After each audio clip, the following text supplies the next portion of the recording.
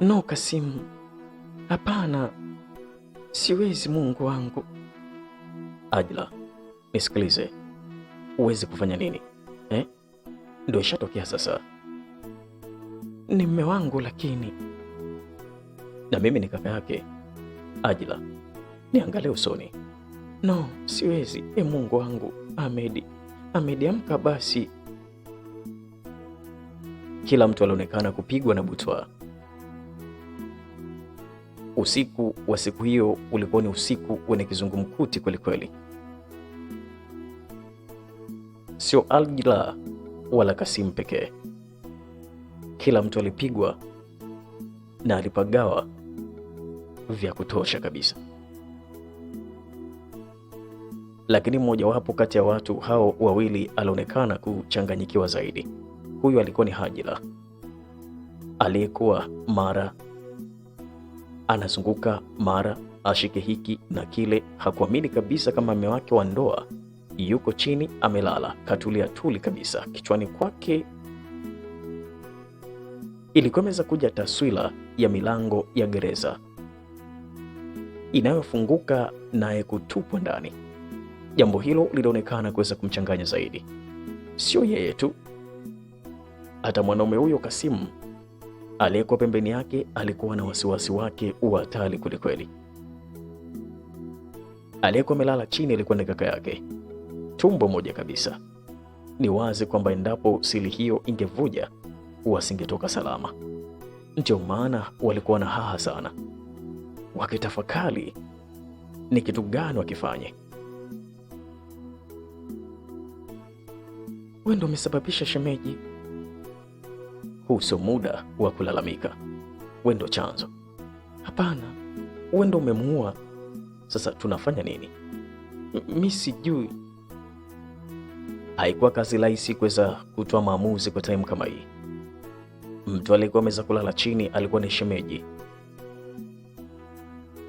Alikuwa ni shemeji wa kijana Kasimu, lakini alikuwa ni mume wa Ajila. Mtu huyo alikuwa ahemi wala hajitingishi kabisa. No Ahmed, please wake up, mume wangu. Ajila alilia. Bado hakuamini kama mmewe amelala sakafuni haongei kitu. Ndio maana alikuwa akimwaga machozi na kuweza kuongea kwa kwikwi. Alitamani walau mwanaume huyo aseme japo neno la mwisho. Wakati mwingine alijilaumu kwa upumbavu wake, ikapelekea mpaka mmewe kuweza kufariki dunia. Kifupi, yeye ndo alikuwa mkandarasi wa kila kitu kuweza kutokea. Shemeji. Kasimu alimwita Hajila huku akimwangalia kaka yake aliyekuwa chini sakafuni amelala. Badala ya Hajila kuweza kuitika, alimwangalia tu, kwa maanisha kwamba alikuwa anamsikiliza na anaweza kuongea kwa time kama hiyo. Shemeji, inabidi hii baki kwa siri yetu tu. Kasimu, sijakuelewa. Hili swala lazima nilipeleke polisi. Polisi? Polisi ukaseme nini? Wewe ndo chanzo. Wewe ndo chanzo. Polisi ukaseme nini? Lakini kwa nini umemuua kaka yako? Mimi sijamuua. Wewe ndo umemuua kaka. Hajira na Kasimu walizidi kubishana juu ya kitu gani wakifanye. Kiukweli ulikuwa ni msala mkubwa sana endapo jambo hilo lingeweza kufika kituo cha polisi. Ni dhahiri kwamba hakuna hata mmoja kati yao angeachwa salama kutokana na tukio hilo lililotokea. Hiyo ilifanya kila mtu amtupie mpira mwenzake. Baada ya kuweza kulumbana sana, wakiwa sebleni wakaamua kutoka hapo sebleni, na wazo lao ni kwamba wakaitupe maiti hiyo mbali kabisa ili kuweza kupoteza ushahidi. Kasimu, oh my God, kwa nini mimi? Ajila alilalamika sana. Alilalamika Ajila kweli kweli, asikwambie mtu. Alilalamika alijilaumu kwelikweli. Alijiona kama ni mkosefu asiyekuwa na hatia. Aliweka mikono yake kichwani na kuweza kujipiga kwenye kichwa, lakini pia alipiga miguu yake chini. Alionekanika kabisa akiwa ameweza kuchanganyikiwa. Baada ya kuweza kumwona shemeji yake anatoka nje na funguo za gari, roho ilimuuma. Vilevile mwanaume huyo kwa kitendo alichokifanya kwa kaka yake, sambamba na kuweza kuumia moyo, naye pia alichanganyikiwa. Alimlaumu sana shetani, alimlaumu na shemeji yake pia, lakini hata Hajra naye pia alimlaumu sana shemeji yake. Licha ya yote hayo, hakuwa na jinsi zaidi ya kuweza kuingia ndani ya gari na kuweza kulirudisha kinyumenyume gari kwa kasi mpaka karibu kabisa na mlango. Akateremka na kuweza kuliacha gari likiwa linaunguruma tu. Alivyoingia ndani, akatembea kwa kasi mpaka karibu kabisa na maiti ya kaka yake. Akaitizama maiti hiyo iliyokuwa chini sakafuni. Moyo ukamuuma ajabu, lakini hakuwa na jinsi. Ilikuwa ni lazima apige moyo konde, kwani maji yalikuwa tayari yameshamwagika. Ni vigumu sana kuweza kuzoleka.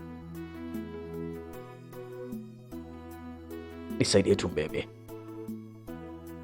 Hapo ndipo Adla alipozidi kuchanganikiwa zaidi. Ilikuwa ni lazima wakubali kilichoweza kutokea ili kwamba wasonge mbele, kwani hakuna hata mmoja kati yao aliyekuwa tayari kuweza kuingia kwenye matatizo makubwa kiasi hicho, na ilikuwa ni lazima wafanye jambo hilo ili wasionekane usiku kama huu na wabaki na siri hiyo nzito mpaka kifo chao. Nyanyua koko. Alizungumza hivyo kijana huyu akimwambia shemeji yake Hajra. Hajra akapiga moyo konde, akamnyanyua mume wake vizuri kabisa, wakambeba. Yeye akamshika kwa upande wa kichwani, kijana Kasimu alimshika kwa chini upande wa miguu, wakaanza kumtoa nje. Walipofika huko, wakasaidiana kuweza kumwingiza ndani ya gari. Shem, Kasimu akaita kabla ya kuweza kuingia ndani ya gari. Akaitika shemeji, hatuwezi kumtupa hivi, inabidi tumweke ndani ya gunia. Una gunia lolote ama mfuko mkubwa wa kuweza kumwingiza huyu? Ngoja nikaangalie sto, nisubiri. Roho ya uoga ikamtoka Hajra, akavaa ujasiri ambao hata yeye mwenyewe alishangaa kabisa kuweza kuona kwamba huu ujasiri umeweza kutokea wapi. Akatembea mpaka jikoni, huko aliingia store, akaanza kutupa macho yake huku na kule.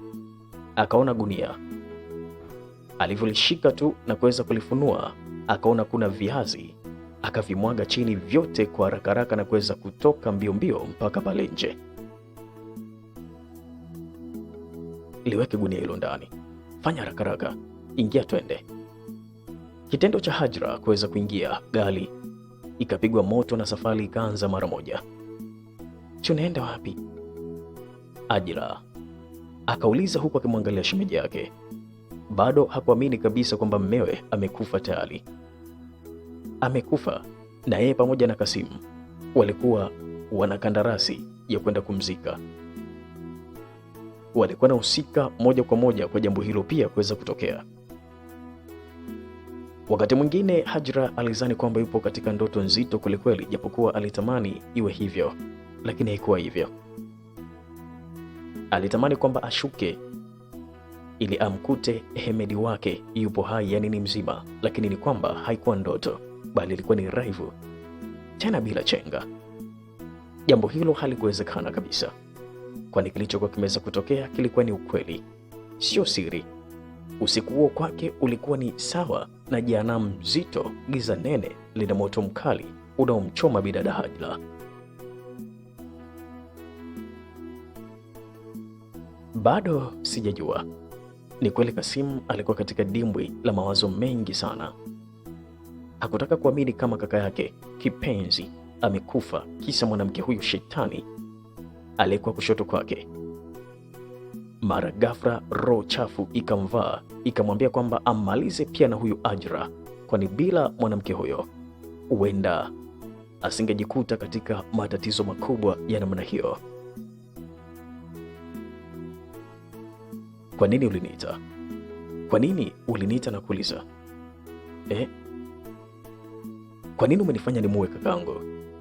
Uwe malaya, naongea na wewe. Kasimu akauliza kwa ukali sana na kuweza kufoka. Kwa sababu nakupenda. Nyamaza kahaba wewe.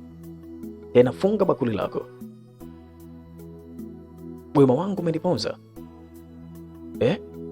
Bora ningemwacha tu akuue tu. Ona sasa ulichokifanya.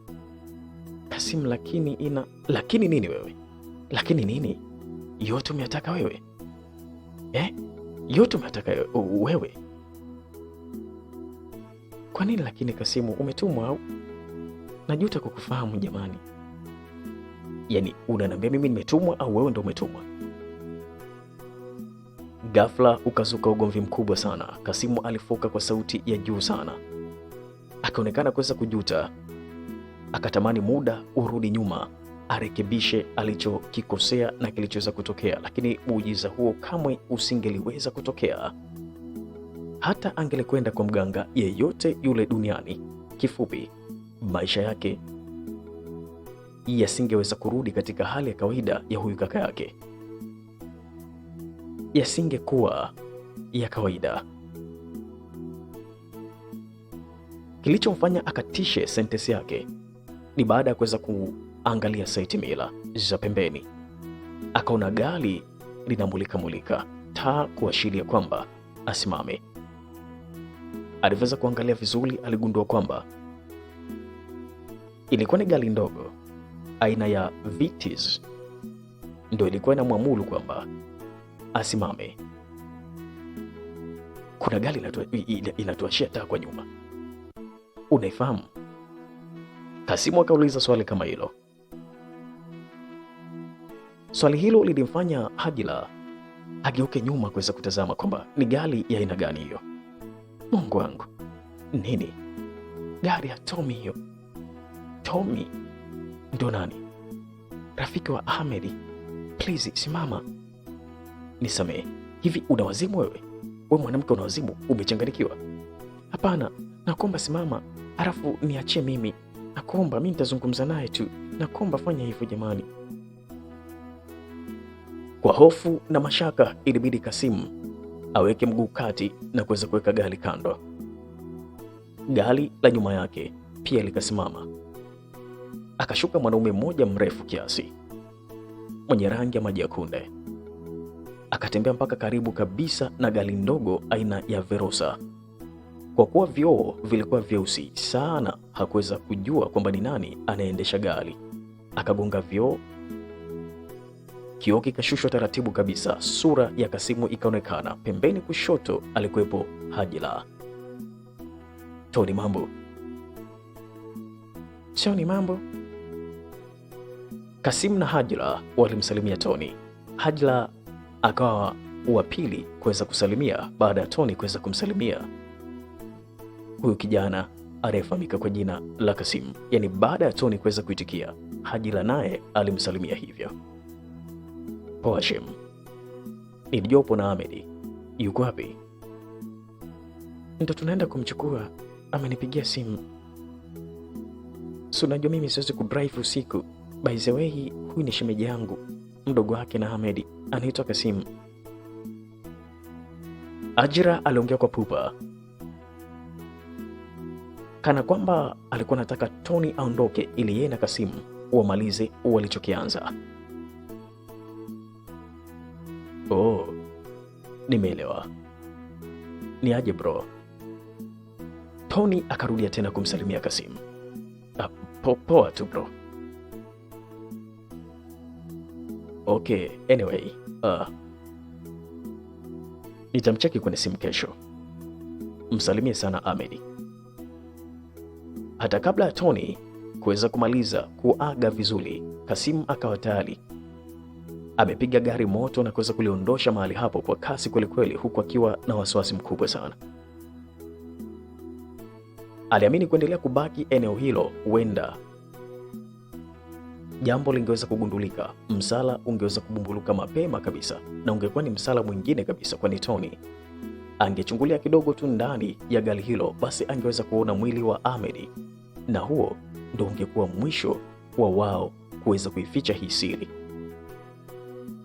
Ndani ya gari kukatokea ukimya wa ajabu sana. Kasimu alikuwa akitafakari kwamba ni wapi akautupe mwili huo ili kwamba mtu yeyote yule asijue ulipo.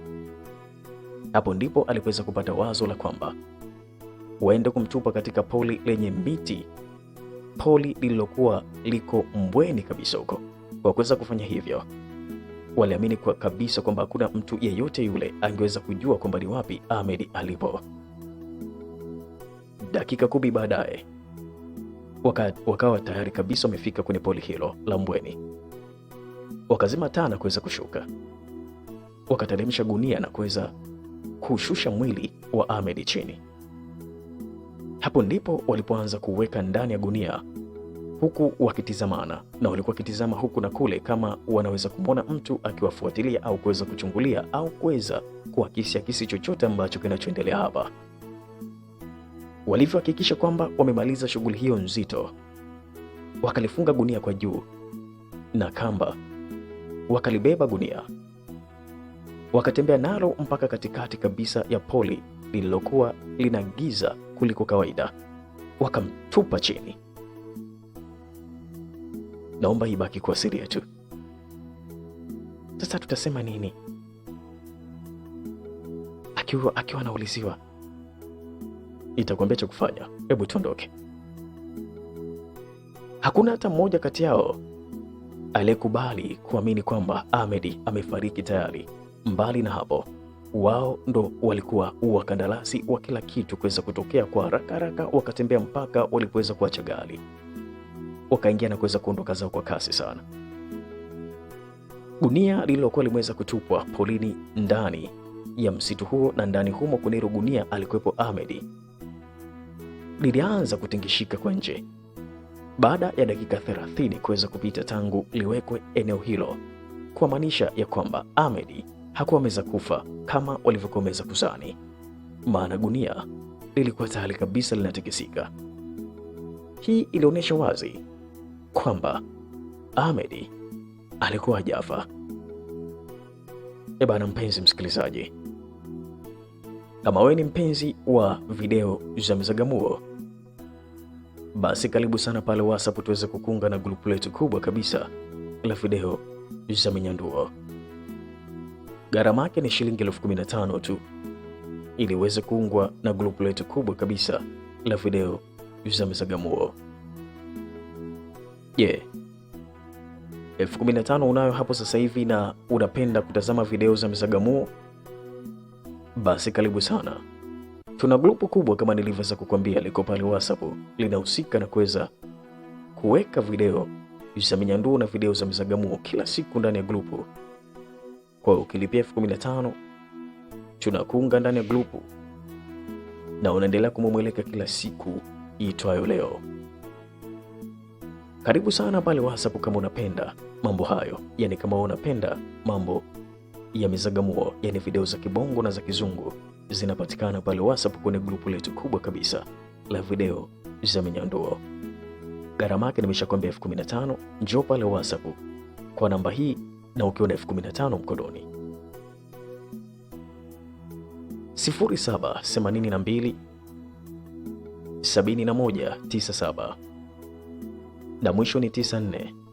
Njoo pale WhatsApp sema oi, nahitaji kuungwa na grupu kubwa kabisa la video za Mzagamuo. Mapema sana utapewa namba ya kulipia, na ukishalipia basi utaungwa kwenye grupu na utaanza kupata video muda huo huo kila siku mwezi mzima, ndipo utalipia tena shilingi 15,000 nyingine. Karibu pale WhatsApp, wenzako na enjoy, umebaki wewe tu. Unasubiri nini? Njoo pale WhatsApp. Tunazidi kusonga na huu mzigo unaoitwa laana ya shemeji. Tumeshagundua kabisa kwamba tayari kabisa Ahmed amefungwa katika fuko hilo, lakini tayari kabisa lile fuko linatikisika. Hii inamaanisha kwamba Ahmed alikuwa bado hajafa. sio kama walivyoweza kuzani wao. Tunaacha hapo ambako fuko linatikisika na tunakuja huku Tanzania, Arusha, Ngalelo, mwaka 1999. Nini kilitokea? Tunasonga kama hivi. Darling, unajua ni mzuri sana. Asante baby. Nakupenda, naomba usije ukaniumiza. Siwezi mpenzi. Haikuwa utani hata kidogo. Ungebahatika kumwona mwanamke aliyesifiwa, walai usingebisha. Ungekili kwamba mwanamke huyo aise alikuwa hana kasoro yoyote ile. Ni wazi kabisa Mungu alimpendelea katika uumbaji wake. Rangi yake haikuwa kuweza kung'aa, bali maji ya kunde. Hakuwa mwenye macho makubwa wala madogo, bali ya wastani. Lakini wakati wote macho yake yalikomeza kulegea kwelikweli, kama mtu aliyekula kungumanga. Midomo yake ndo usiseme. Alikuwa na lipsi pana nzuri kwelikweli, zilizofanya mwanaume yoyote yule duniani atamani kuweza kuzimung'unya na kuzitafuna kwelikweli hizi lipsi. Kuongeza hapo, alikuwa amejaliwa sana katika maumbile. Hiyo ndo limfanya mwanaume yoyote lijali ageuze shingo yake nyuma endapo akipita mbele yake huyu mwanamke mrembo kwelikweli. Ahmed alikuwa amelala kitandani, anamwangalia mpenzi wake jinsi alivyoweza kuumbika. Mbaya zaidi, alikuwa ameweza kutoka kuoga. Amevaa kanga moja, tena imeloana tepe tepe kabisa. Hiyo ikafanya damu yake ianze kwenda mbio kwa mara nyingine tena. Hajila, Ahmed akaita huku akimeza mate ya uchu. Japokuwa alikuwa ni ndege wake, lakini alionekana kuwa na ugwadu, kana kwamba ndo siku yake ya kwanza kuweza kukutana naye kingono binti huyo mrembo kweli kweli. Abe mpenzi. Ajira akaitika. Namna alivyozungumza ni wazi kabisa ungedhani kwamba alikuwa na mapozi ama malingo. Kumbe ndivyo alivyo. Akamwangalia mpenzi wake aliyekuwa bado yupo kitandani, amejifunika na shuka. Alikuwa hana nguo hata moja. Njoo nikwambie kitu. Uniambie nini tena?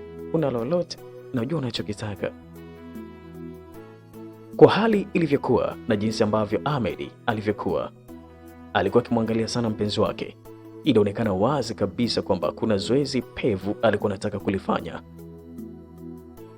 Hajila aligundua hilo baada ya kuweza kuona shuka aliloweza kujifunika Ahmed limeweza kutuna kwa mbele vizuri kabisa. Kama mwanamke mtu mzima akajua kwamba ni kitu gani anatakiwa kuweza kukifanya. Akadondosha kanga chini na kuweza kupanda kitandani. Akamsogelea Ahmed. Alisogelewa Ahmed midomoni mwake vyema kabisa. Wakaanza kubadilishana juisi ya miwa. Ilikuwa ni wazi kabisa kwamba kila mtu alikuwa na moto, kwani walianza kutalii vyema kabisa. Kila mtu alikuwa na talii kwa mwenzake vizuri kabisa, tena taratibu sana. Wakabadilishana juisi ya miwa pale kwenye uwanja wa 6x6, huku wakikwaruzana migongoni kwa makucha na kwa kupapasana vyema kabisa. Hajira akawekwa chali, akawa anaangalia juu kwenye paa. Hapo Ahmed akajisogeza kidogo na kuweza kutoa vyema kabisa ulimi wake. Ulimi aliweza kupitisha vyema kabisa kunapo embe boribo za Hajila. Hajila akaanza kutoa miguno mingi kwelikweli, kana kwamba mtu anayekula miwa au mtu ambaye anatekenywa na kitu kizuri kwelikweli. Kilichokuwa kinasikika hapo kwa time kama hiyo ilikuwa ni miguno tu. Hakuna aliyekuwa anajielewa tena. Zaidi ya kuweza kufumba macho na kuweza kuvuta mashuka, ni dhahiri kabisa kwamba alikuwa yupo katika dunia nyingine ya huba. Haukuwa utani hata kidogo, kwani Hajila aliota mbawa, akajiona yupo juu angani. Alikuwa anaviangalia viumbe hai vyote kwa chini. Hali yake ilikuwa mbaya kabisa. Bila kuulizwa, akashika tango la Ahmed na kuweza kulitupia ndani ya mgodi wake. Kilichofuata hapo, basi mimi na wewe hatujui.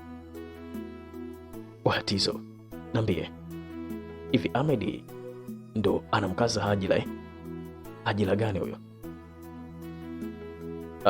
Jamani, yani leo haumjui Hajila? Namjua, ndo inawezekana ninayemfahamu mimi sio ambaye wewe unamzungumzia. Hajila, wewe umjui mzee baba Hajila kweli? Au mjui Hajila anayechukua civil engineering? Si yule mwenye mishendele mikubwa mikubwa ule? Ndo huyo. Sasa unacheka nini? Namna ulivyosema kwamba ana mishendele mikubwa ndio inanifanya nacheka. Jinsi ulivyoweza kuniangalia I say. Sasa nikwambie kitu, ndo huyo bwana. Leo si nimemkuta bwana anatoka getoni kwa Ahmed. Sio kweli bwana, utakuwa umemfananisha tu wewe. Sasa mimi nisimjue Hajila kweli?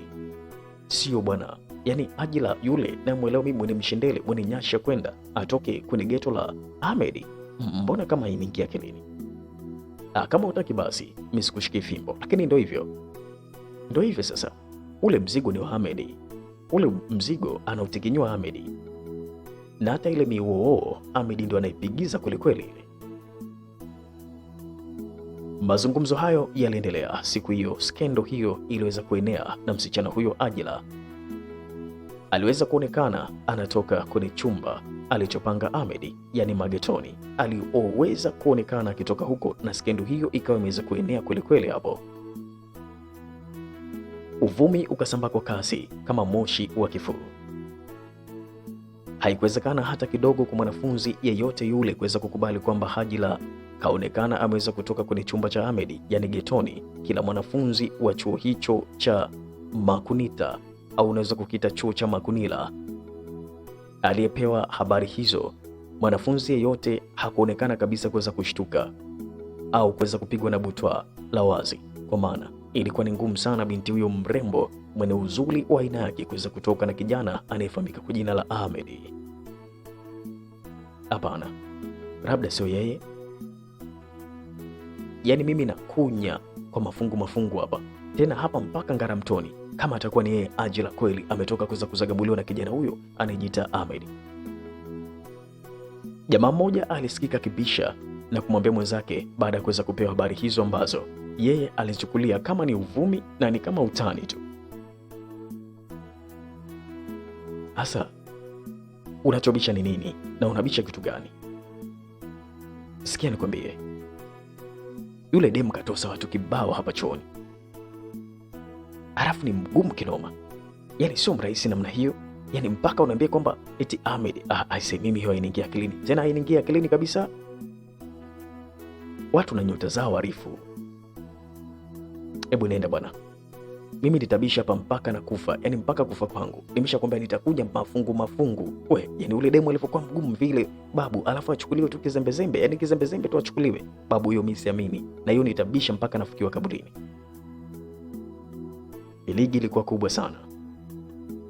Bado wanafunzi wa chuo cha Makumila waliendelea kubisha, na wengine waliweka mpaka dau la pesa kwamba ikitokea hivyo basi huyo mtu atatoa dau la pesa kubwa kwelikweli. Hakuna mtu yeyote alikuwa tayari kuweza kukubali kwamba Hajila alikuwa na mahusiano ya mezagamuo na Ahmed, mbali na msichana huyo kuwa mrembo chuoni hapo.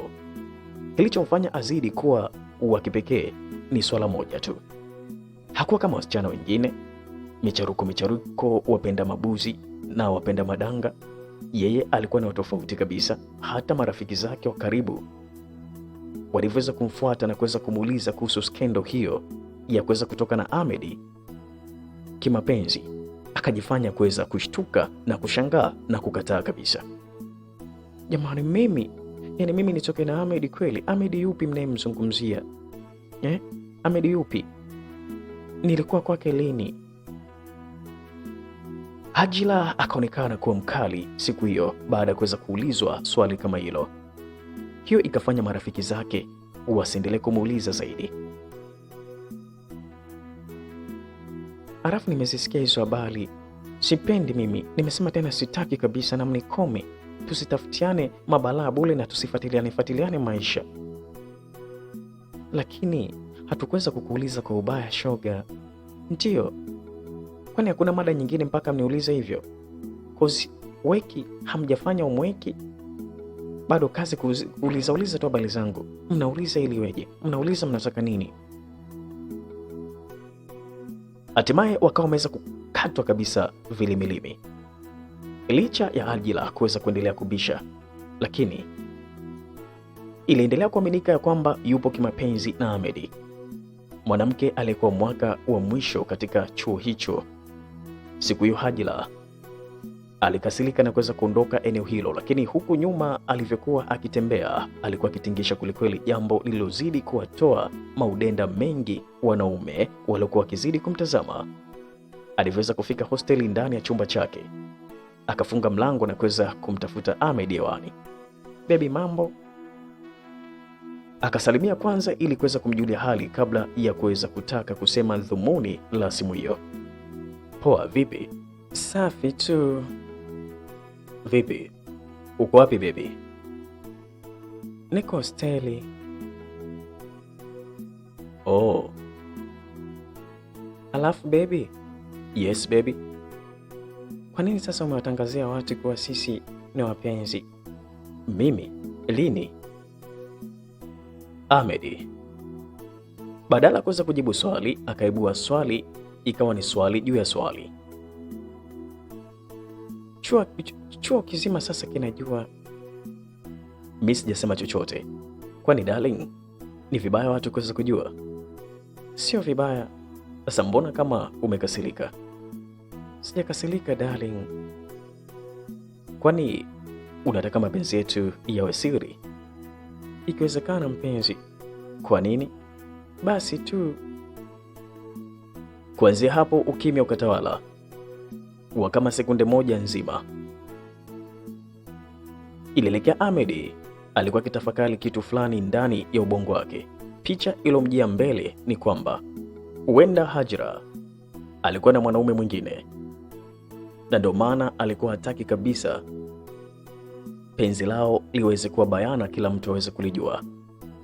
Alitaka penzi lao liweze kuwekwa kuwa siri kabisa. Hello baby. Ajila akaita simuni kwa sauti ya chini baada ya kuweza kuona ukimya huo umeweza kutawala. Haroani. Nakusikia.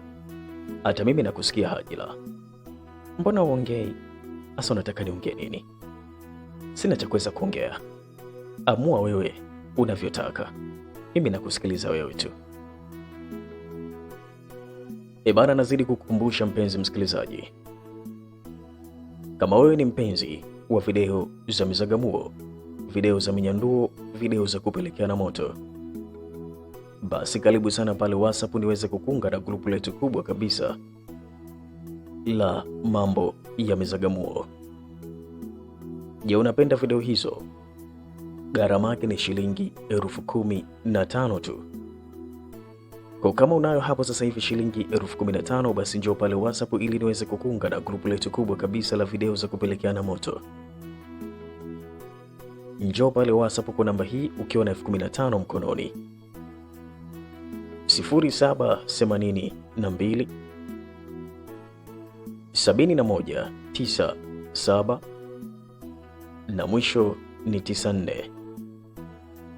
Njoo pale WhatsApp usema oi, nahitaji kuungwa na grupu kubwa kabisa la video za mizagamuo. Mapema sana utapewa namba kulipia, na baada ya kuweza kulipia basi utaungwa kwenye grupu letu kubwa kabisa la video za mizagamuo, na utakuwa ukipata video kila siku mwezi mzima, ndipo utakapo lipia tena shilingi 15,000 nyingine. Kikubwa ni kwamba utakapoungwa tu, basi hakikisha kwamba una save ile tarehe uliweza kuingilia, ili kwamba ikifika tarehe hiyo basi unalipia tena, ili kwamba uendelee kubaki kwenye grupu. Gharama yake nimeshakwambia kwamba ni shilingi 15,000 tu. Kama namba umeisahau, namba ni 07 82 71 97 na mwisho ni 94. Tunazidi kusonga na mzigo huu hapa unaosema laana ya shemeji. Je, shemeji ameleta laana gani? Tunasonga mbele kama hivi. Staili aliyokuwa ameweza kuitumia kujibu Ahmed ilimfanya Ajila aumie sana. Akajitahidi sana kuweza kumbembeleza, lakini swala hilo halikuwa rahisi kweli kweli. Mbaya zaidi, simu ilikatwa bila hata yeye kuweza kujieleza vizuri. Angefanyaje wakati alikuwa akimpenda kweli Ahmed, japokuwa walikuwa hata hawajaweza kufikisha mwezi mmoja katika penzi lao? Hapo hapo akafungua mlango na kuweza kutembea kwa hatua za haraka mpaka stendi ya mabasi. Safari ya kuweza kutoka Usaliva mpaka Ngalelo ilichukua dakika 45 nzima. Hapo aliteremka kwa kasi na kuanza kutembea. Ilikuwa ni lazima akaonane na Ahmed, amweke kwenye kitako, wazungumze vizuri. Isingewezekana kwa yeye kuweza kupata usingizi siku kama hiyo hata kidogo bila kuweza kuzungumza na kipenzi cha roho yake Ahmed. Ilikuwa ni lazima kabisa mtima wake uwe mweupe, ndo mambo mengine yaendelee. Akiwa anatembea barabarani, alikuwa akiwaza vitu vingi sana kichwani mwake. Hakuelewa ampe sababu gani Ahmed ili kwamba amwelewe, kwani kwa wakati kama huo hakutaka kabisa penzi lake lijulikane kwa mwanafunzi yeyote yule mpaka muda mwafaka utakapofika. Mwendo wa mita kama 10 hivi akawa ameweza kutokea kwenye uwazi mkubwa wenye miti ya michongoma. Akaingia kichochoroni. Mbele yake akaona milango ya vyumba 9 vimepangwa. Akapitiliza mpaka cha mwisho kabisa ambacho Ahmed ndipo alikuwa ameweza kupanga. Akasimama na kuanza kutafakari. Baada ya hapo akaanza kugonga kwenye iko chumba. Ngongo ngongo ngongo. Ngongo ngongo ngongo. Ngongo ngongo ngongo. Akawa anazidi kugonga tu. Ngongo ngongo ngongo. Ngongo ngongo ngongo ngongo. Akagonga tena kwa mara nyingine. Baada ya kuweza kuona kwamba kuna ukimya umeweza kutawala, akaamua kuweza kusubiri kwa kuweza kukaa chini juu ya kibaraza. Hakutaka kabisa kuweza kubanduka siku hiyo mpaka azungumze na Ahmed wake, amuombe msamaha, japokuwa hakuweza kuelewa kwamba ni kosa gani ameweza kufanya. Mapenzi aliyokuwa nayo juu ya mwanaume huyo yalimfanya mpaka ajione kwamba ameweza kufanya kosa la jinai kabisa, kuweza kumkasirisha kijana wa watu bwana Ahmed. Ndio maana alikuwa yuko radhi kuweza kusubiri eneo hilo mpaka usiku, ili mradi tu aweze kuzungumza na bebi wake Ahmed. Ikiwezekana angelala hapo hapo. Kwake yeye ilikuwa ni potelea pote, potelea mbali. Lisali moja likawa limeweza kukatika kiutani utani, akiwa bado anamsubiri Ahmed arejee.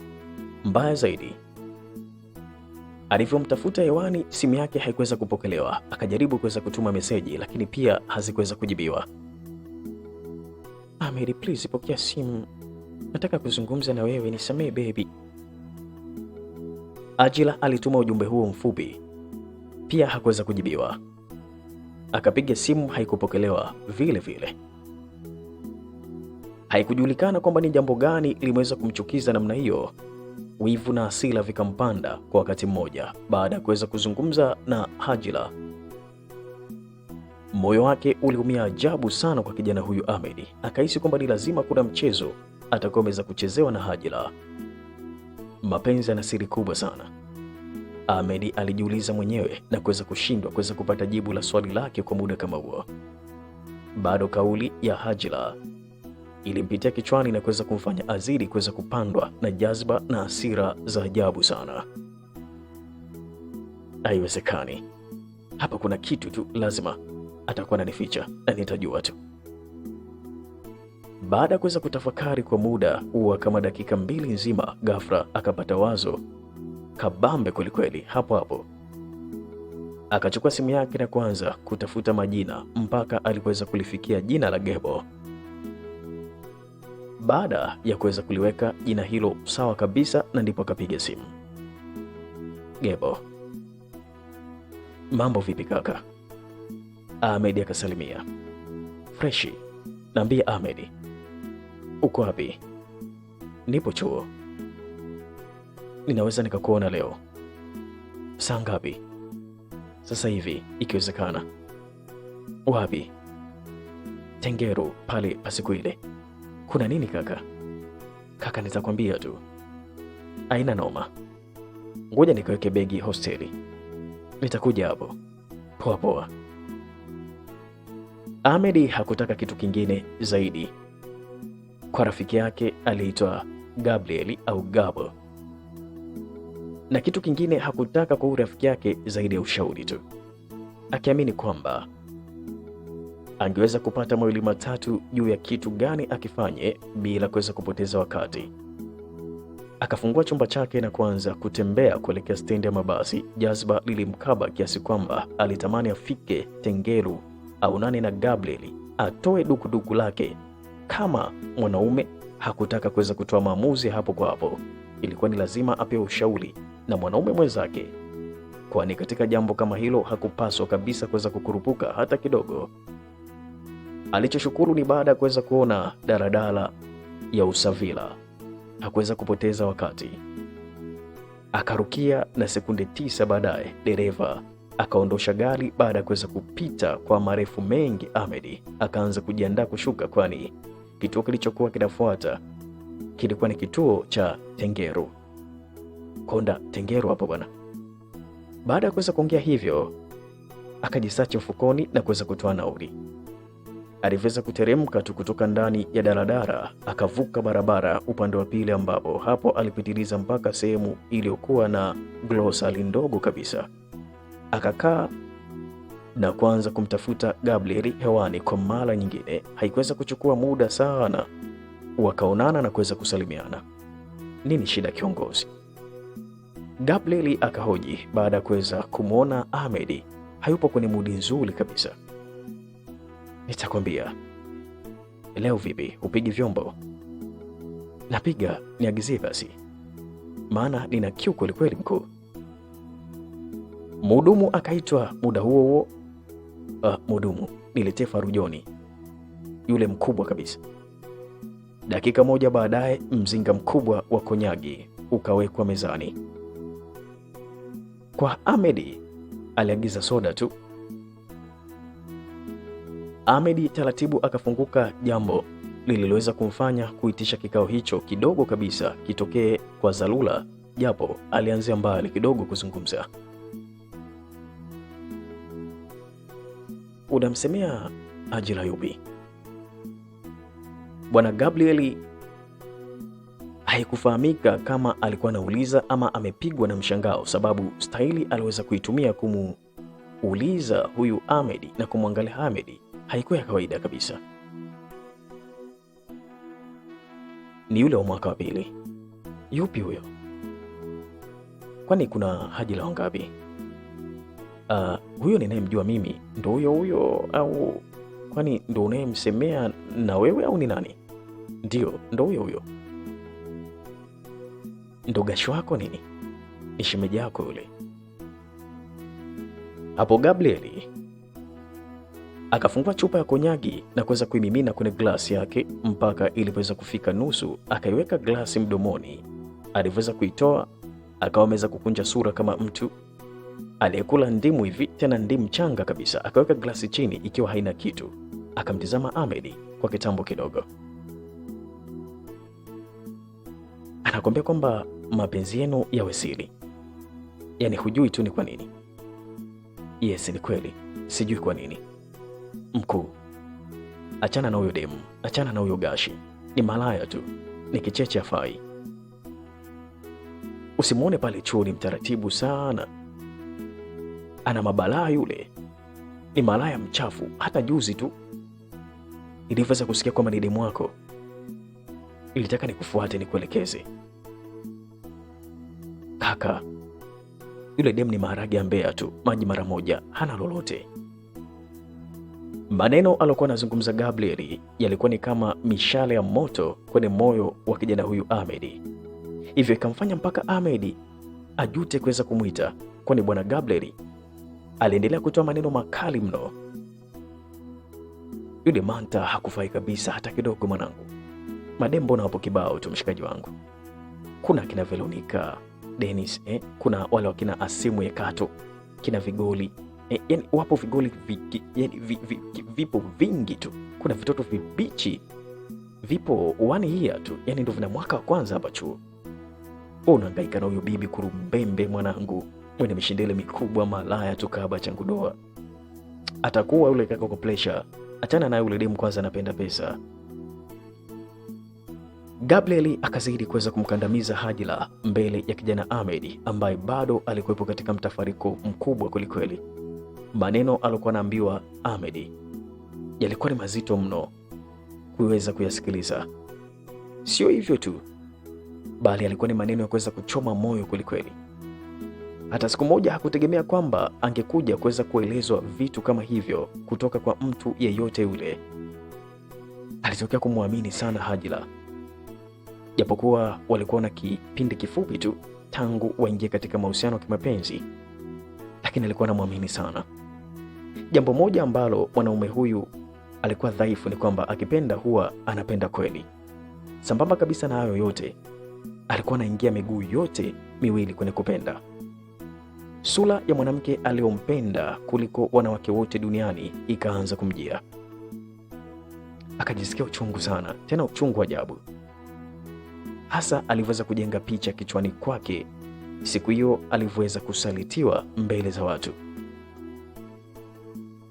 Jacqueline Lucian Ahmed akasema kwa uchungu sana. Ajila akawa ameweza kumkumbusha vitu vingi sana kijana Ahmed. Tayari kabisa Ajila alikuwa ameweza kumtonesha kwenye kidonda kilichoanza kuweza kukauka na kupona. Akaanza kuwachambua wanawake wote aliowahi kuwa nao katika mahusiano ya kimapenzi. Akaja kugundua kitu kimoja, kwamba hakuna mwanamke mwaminifu hata kidogo. Siwezi kuwalaumu wanawake, hawariziki kabisa yani. Ghafla akili yake ikasafiri na kuweza kupiga reverse kipindi anasoma shule ya msingi Uhuru Mchanganyiko. Akakumbuka kitu fulani. Alimkumbuka msichana mmoja alikuwa anaitwa Monalisa Jafet, aliweza kumsaliti kisa tu aliona mvulana mwingine ana kichongeo kipya, akatoswa kwa staili kama hiyo. Sikiliza nikwambie jembe, yule dem piga chini. Piga chini babake. Umeelewa? Kuna mademu kibao hapa chuo wanakufagilia ile mbaya. Sitaki kuamini umri kama huo, yani bado unateswa na mapenzi. Shenzi kabisa. Gebo, nampenda Ajira lakini utakufa na pressure kenge wewe. Achana naye ujue. Hebu ngoja nikupe siri ya mademu. Mwanamke aridhiki. Unaweza ukawa unampa kila siku shilingi 500, lakini akatokea mbwiga tu mmoja akampa 5,000 tu, na siku hiyo hiyo akamdinya. Wanawake wote ni washenzi tu, wapuzi tu, kasoro mamangu tu, kasoro mama zetu Emedi, kasoro mama zetu. Lakini wanawake wote hao ni washenzi tu, mambugila tu. Yaani unaweza kuwa unampa bukubuku hata kila siku, hata siku 10, lakini kuna mjinga mmoja akampa 2,000 siku hiyo na akamdinya babu. Kwa sababu bado unahangaika na mademu mzee. Chana habari za mademu mauboi. Tena stay away. Stay far away. Ahmed hakutamani kabisa kusikia maneno kama hayo hata kidogo. Wakati mwingine aliona ni bora asingeweza kumtafuta Gabriel ili kwamba amshauri. Wivu ulikuwa unamkaba kooni. Hakuelewa kabisa kwamba angeweza kufanya nini kwa Hajira. Endapo angeonana naye Hajira angemfanya nini pia? Yaani wangeonana ana kwa ana, angemfanya kitu gani? Mapenzi yao tangu yaanze hayakuwa yameweza kutimiza hata mwezi mmoja. Hiyo ilimaanisha kwamba bado yalikuwa mapenzi ya motomoto kabisa. Moyo wa Ahmed ulijawa na chuki, kwani tayari penzi lake lilikuwa limeweza kuingiliwa na jini kisilani. Siku hiyo alipanda daladala akiwa mwenye mawazo chungu mzima, akiwa narudi geto kwake. Daladala iliweza kufika Ngalelo tu, aliteremka na kuweza kuanza kufuata barabara ya vumbi ambayo ilimfikisha mpaka kwenye kichochoro kidogo kinachoweza kuelekea eneo analoishi. Sio siri, kichwa chake kizima kilijaa mawazo ya Hajira tu. yale mahaba yote yakawa ameweza kuisha, akawa hana hamu tena na Hajla. Zaidi na hayo yote, hata alivyokuwa anaona anapigiwa simu na Hajla, aliweza kuipotezea. Kitu kilichomfanya apandwe na jazba zaidi ni baada ya kuweza kumwona Hajla mbele yake amekaa nje ya mlango chini anamsubiri. Hakuweza kusema chochote zaidi ya kuweza kutoa funguo na kuweza kufungua kitasa na kuweza kuingia ndani. Ahmed, ina maana hujaniona au? Hajla ilibidi aulize. Hakumzoea kabisa kumwona mpenzi wake akiwa katika hali kama hiyo. Ahmed, naongea na wewe, una nini lakini? Mbona upokee simu zangu mpenzi wangu? Simu gani? Achana na mimi, Ahmed alisema kwa ukali kidogo, huku akihangaika kuendelea kufungua mlango. Hakutaka kuweza kumwangalia Hajla usoni. Aliweza kuogopa kumfanya kitu kibaya. Yaani angemfanya kitu kibaya mno kama angemwangalia usoni, maana alikuwa na hasira naye sana. Alielewa namna alivyokuwa kwenye hasira nzito na namna ambavyo alikuwa na mkono mwepesi wa kupiga. Siku hiyo kulikuwa kuna kila dalili mbaya za yeye kuweza kuachana na mpenzi wake, kwani siku zote dalili ya mvua ni mawingu, na kama siku hiyo angemtazama usoni, basi angempiga mangumi mengi yasiokuwa na idadi.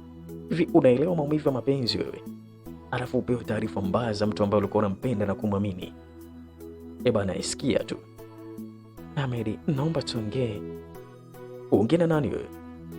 Asante Mungu jamani, nimekujua mapema. Ahmed, mbona sikuelewi? Swali hilo kutoka kwa Hajla lilifanya Ahmed aache kwanza kufungua huu mlango. Akamgeukia Hajla na kuweza kumtizama machoni kwa sekunde kama moja hivi. Jicho lake halikuwa la kawaida kabisa, lilikuwa jekundu kwa ndani. Mbaya zaidi, lilikuwa moja la kushoto ndo lenye wekundu kwa ndani. Mkono wake ulikuwa ukitetemeka kama mtu mwenye homa ya usiku au kama mtu mwenye arosto na kitu fulani ambacho alikuwa ameweza kukizoea. Hajla aliweza kuliona hilo. Hajla akaanza kuingiwa na uoga, kwani hakuwahi kabisa kumwona Ahmed akiwa katika hali kama hiyo, ingawa hawakuwa wameweza kujuana mapema kiasi cha kuweza kumfahamu kiundani zaidi. Ahmed, Hajla akaita tena akiwa mwenye wasiwasi. Kwa mbali kabisa alihisi moyo wake unamuuma ajabu. Ni dhahiri kwamba alimpenda mwanaume huyo kuliko kitu chochote kile chini ya jua la Mungu. Naomba kuanzia leo iwe mwanzo na mwisho kuweza kulitaja na kulitaita jina langu. Kwa mara ya kwanza Hajla alidhani kwamba huenda ni utani, lakini ilikuwa hivyo. Alichokifanya Ahmed ni kuweza kuingia ndani na kuweza kufunga mlango kwa ufunguo, tena kwa ndani kabisa. Ahmed, fungua mlango jamani. Baby, umepatwa na nini? Imekuwaje? Usingekubali hata kidogo. Ungepita na kuweza kumwona mrembo huyo kama Hajla akiwa nje ya dirisha anaita, huku machozi yakianza kumlengalenga. Ni wazi kwamba kila mwanaume aliyemwona alimmezea mate, lakini hakuna hata mmoja kati ya hao aliyefanikiwa kuweza kumnasa isipokuwa Ahmed tu peke yake, maana Waswahili wanasema kwamba kila shetani ana mbuyu wake. Huyo ndo mwanamke aliamua kuwa naye katika ulimwengu wa mapenzi. Ndio maana baada ya muda mfupi tu tangu wajuane, akakubali kuweza kumvulia nguo. Hilo aliweza kulitafakari na aliweza kulitafsiri moja kwa moja tayari kwamba amekufa ameoza. Ndio maana toka amejuana na bwana Ahmed aliweza kumvulia nguo na kuutazama mwili wake wote, lakini leo anamfanyia vitu kama hivi. Na kama ungepita na kuweza kumwona namna alivyokuwa akiteseka, ungejiuliza huyu jamaa anatumia kizizi au vipi? Yaani mtoto mkali kama huyu yuko nje analia, analazimisha kuingia geto, alafu mshikaji kabana kwa ndani. Wakati mwingine mapenzi sio kitu kama vile ambavyo unavyozani kwamba labda mapenzi ni nyashi, mapenzi ni embe boribo za pale kifuani, ni sura au vipi. Sometimes mapenzi yanatesa na kuumiza. Yaweza kuwa mtu ni mzuri kabisa, lakini ukamchukia na kutamani hata kumuua, lakini kuna wengine unamfukuzia. Hii ni kwa sababu wanakuwa hawajui kitu ambacho kipo ndani ya huyo mwanamke. Ndio maana mpaka wakati huo alikuwa dirishani binti huyu kwa Ahmed, anamwita bila mafanikio yoyote yale, pamoja na uzuri na urembo aliokuwa nao. Mwingine angesema acha nisepe, lakini yeye alikuwa bado haamini kile ambacho anakiona hapa. Lakini Ahmed naye alikuwa ameweza kumkazia kwelikweli. Alikuwa hataki kabisa binti huyu aweze tena kuingia ndani mwake. Ahmed, I'm sorry, nisamehe. Ajira, toka, nitakumwagia maji ya moto, nadhani unijui vizuri. Sauti hiyo ya Ahmed iliweza kusikika kutokea ndani ya chumba chake. Haikuwa na chembe ya mzaha hata kidogo. Hiyo ilimfanya Hajila aanze kulia na machozi. Hajila alianza kulia, machozi mengi yakimtoka, maana alijua kabisa kwamba sauti hii anayoisikia mbele yake sio sauti ya masiala hata kidogo. Ni sauti ambayo ilikuwa na mamlaka, na ni sauti ambayo ilikuwa iko serious kwenye kile ambacho ilikuwa inakizungumza. Bana, nazidi kukukumbusha na kukumbusha tena, kwa maana ni kwa faida yako tu. Bwana, hivi wewe ni mpenzi wa kutazama video za mizagamuo na minyanduo? Unapenda sana kuungwa kwenye magrupu ya video za minyanduo na mizagamuo, video za kupelekeana moto za kibongo na za kizungu? Basi karibu sana pale WhatsApp. Njoo pale WhatsApp unaweza kukunga na grupu letu kubwa kabisa la video za mizagamuo, ambalo wenzako wanazidi kupata burudani kubwa kwelikweli ndani ya grupu hilo. Njoo pale niweze kukuunga, gharama yake ni 15,000 tu. Kama una 15,000 hapo sasa hivi, njoni kuunge na grupu la video za mizagamuo, video za kupelekeana moto pale WhatsApp.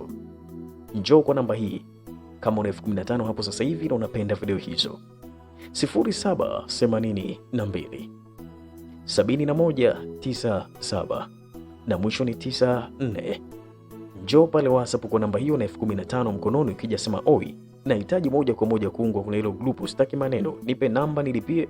Mapema utapewa namba, utalipia, na baada hapo utaungwa na utaanza kupata video kila siku mwezi mzima, ndipo utalipia tena. Kikubwa, utakapoungwa ndani ya grupu, basi kitu cha kwanza cha kuzingatia ni ile tarehe ambayo unakuwa umeweza kuungwa.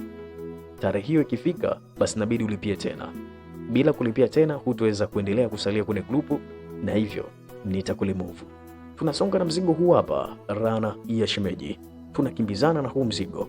Ni moja kati ya simulizi nzuri sana, yenye mafunzo, yenye comedy, yenye kila kitu. Endelea kuifuatilia. Tunasonga kama hivi. Kila kitu kikawa kimeweza kuvurugika kabisa katika maisha yake, sio upande wa masomo tu. Hajila alikumbwa na msongo wa mawazo kila siku. Alimwaza Ahmed, hakuweza tena kuweza kujisomea, yani kama alivyokuwa akifanya kila siku, na wanafunzi wenzake walikuwa wanajisomea sana, lakini kwa sasa alishindwa kabisa kuweza kujisomea. Japokuwa alikuwa anaweza kujitahidi sana kuweza kuficha hali hiyo isiweze kutokea, lakini wapi, jambo hilo likawa kama pembe la ng'ombe. Waswahili wanasema kwamba pembe la ng'ombe halifichiki. Halifichiki siku ya kwanza pembe la ng'ombe bila kuweza kugundulika. Siku ya kwanza ilipita kwa bidada Hajila, alishindwa kabisa kuweza kugundulika. Lakini siku iliweza kufuata, marafiki zake wawili wakaingia hosteli kwenye chumba anacholala na kuweza kumuuliza kulikoni.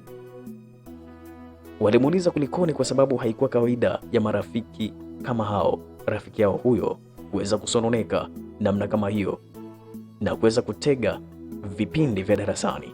Ilibidi waende na kuweza kumuuliza. Ucheshi wake pamoja na kuweza kuongea na watu vizuri kulifanya ukimya wake uzue alama ya viulizo kwamba lazima tu Hajila atakuwa na jambo zito ambalo linamsibu. Ndio maana kwa sasa amepoa sana. Kulikoni shoga? Alikuwa ni Mpangwa. Aliweza kumhoji rafiki yake.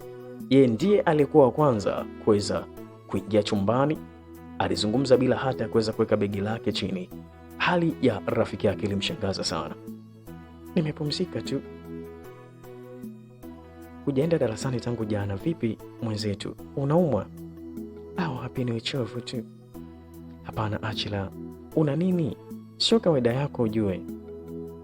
Msichana huyu aliitwa Neka Golden, na yeye alikuwa nyuma, alitaka kumdadisi rafiki yake huyo Hajila kipenzi kabisa, kuweza kumjua kwamba kitu gani ambacho kilikuwa kikimsibu.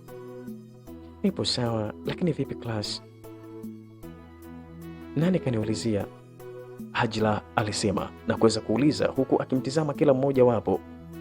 Akajivuta kuweza kutoka kitandani na kuweza kukaa sawa. Majibu aliowapa marafiki zake na hali yake vilikuwa ni vitu viwili tofauti kabisa. Ni wazi kwamba moyo ni sawa na kichaka chenye giza nene kwelikweli. Kuna jambo lilikuwa linamsumbua Hajla, lakini hakuweza kujua kwamba ni kwa namna gani aliseme. Alitamani kuambia marafiki zake, lakini hakuelewa aanzie wapi, kwani tangu mara ya kwanza alikuwa akiwaficha kuhusu mahusiano yake na Ahmed. Hiyo ilimfanya abaki njia panda. Kuna nafsi moja ilimwambia kwamba aseme tu, huenda angeweza kupata ushauri, lakini upande wa pili wa nafsi ulimpinga kabisa na kumwambia kwamba siseme. Je, nini ambacho kitakachotokea? Nikwambia kwamba hapa leo tumefika mwisho wa simulizi yetu nzuri kabisa inayokwenda kwa jina la Laana ya Shemeji. Nini kitakachotokea katika simulizi hii nzuri? Basi usiache kubonyeza neno subscribe, lakini pia usiache kugusa alama kengele ili kuwa mdau wa kwanza kabisa kuweza kupata simulizi zetu pale ambapo tutakapoziachia. Gusa subscribe, gusa alama kengele, share, comment, like kwamba umejifunza nini katika simulizi hii. Wakati huo unakuwa unaisubiri episodi ya pili, yani sehemu ya pili, kuweza kujua nini kitakachoendelea katika simulizi hii nzuri, safi na tena ya kusisimua kwelikweli. Tukutane katika sehemu ya pili. Kwa sehemu ya kwanza imeweza kuishia hapa. Je, sehemu ya pili nini kitakachoendelea? Basi tukutane katika sehemu ya pili.